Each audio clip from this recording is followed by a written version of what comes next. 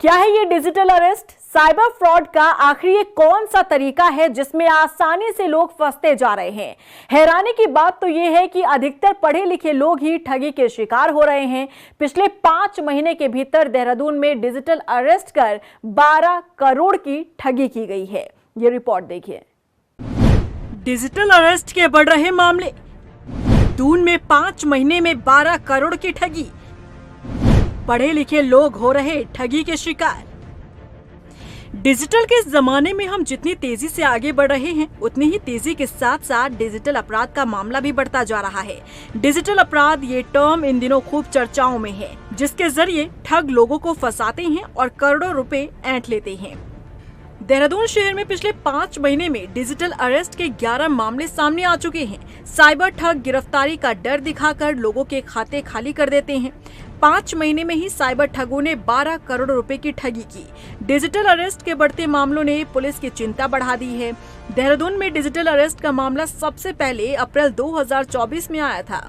की आप बात कर रहे हैं, वो अभी हाल ही में हमें 3-4 दिन पहले हमें एक पीड़ित आए थे जो कि टीचर्स थे।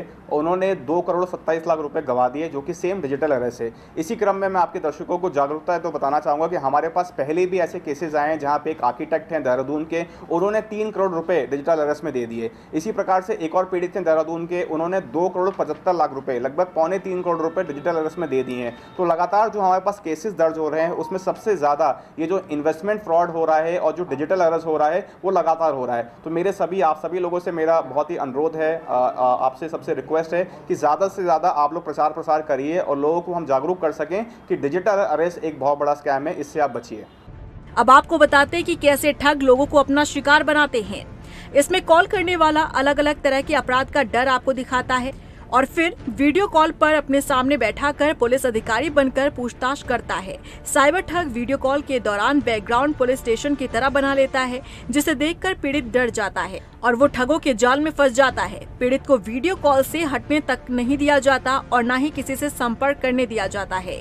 डिजिटल अरेस्ट इस समय पूरे भारत में, न सिर्फ उत्तराखंड में, पूरे भारत में एक बहुत ही उभरती हुई चुनौती है, जहाँ पर लगातार इसमें बड़े बड़े मामले आ रहे हैं जिसमें लोग 50 लाख, 1 करोड़, 2 करोड़, यहाँ तक कि हमने 3 करोड़ के भी मुकदमे पंजीकृत किए हैं जिसमें डिजिटल अरेस्ट की घटना हुई है। इन्वेस्टमेंट के लिए कुछ स्कीम बताऊंगा, उसके लिए आपको गूगल मीट या जूम कॉल या आपको स्काइप कॉल पे आना है। जब वो व्यक्ति उस स्काइप कॉल पे जाता है तो सामने देखता है कि एक फेक सीबीआई ऑफिस या फेक मुंबई क्राइम ब्रांच या फिर कोई फेक ईडी ऑफिस, कोई भी सरकारी जो एक एजेंसीज होती हैं, उनका एक फेक ऑफिस बना रहता है और सामने वाले जो कर्मचारी या जो ऑफिसर्स होते हैं वो भी यूनिफॉर्म में होते हैं। और फिर वो व्यक्ति घबरा जाता है, उसको डराया जाता है, धमकाया जाता है कि आपके खिलाफ एक वारंट निकला है, आपकी गिरफ्तारी कर ली गई है, जिसको उन्होंने एक अमूमन शब्द बोला है, डिजिटल अरेस्ट कर लिया गया है। उसके बाद उसको बोला जाएगा कि आप पे इतने नोटिसेस हैं, इतने फाइन है, आपका डेटा पाया गया है, आप इस अपराधी के साथ लिंक है, जहां पे उस व्यक्ति की जो साइकोलॉजी है, उसकी जो मनोस्थिति है, वो काफ़ी बिगड़ जाती है। उसके बाद ब्लैकमेलिंग करने के बाद कहा जाता है कि अब आपको हर 15 मिनट में, हर आधे घंटे में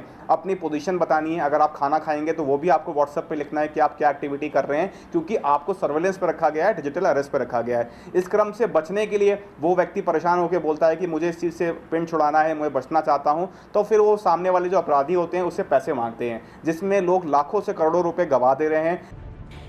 हम जितने तेजी से हाईटेक हो रहे हैं, डिजिटल माध्यम से हमारी लाइफ जितनी आसान होती जा रही है, उतनी ही तेजी से डिजिटली अपराध का ग्राफ भी बढ़ता जा रहा है, जो पुलिस के लिए चुनौतीपूर्ण बनता दिख रहा है। रफ्तार मीडिया के लिए देहरादून से हिमांशु चौहान की रिपोर्ट।